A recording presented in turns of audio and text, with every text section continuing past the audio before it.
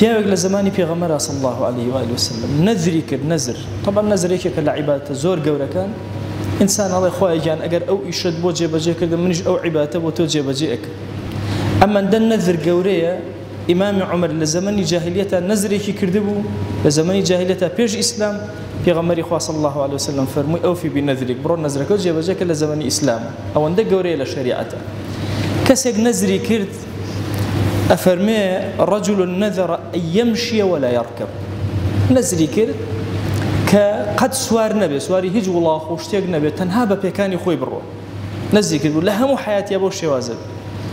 عرزي في غمريان كر صلى الله عليه وآله وسلم وكان أنبياء ونذري كي آواي كردو بلا خلق وزور مهم بو نذري كي آوا لها مو عمر تسواري شتيق نبي إلا ببي بروي خوشويسمان صلى الله عليه وآله وسلم كلماتان كي مبارك زور قوري فرموي إن الله عن تعذيب هذا لنفسه لغني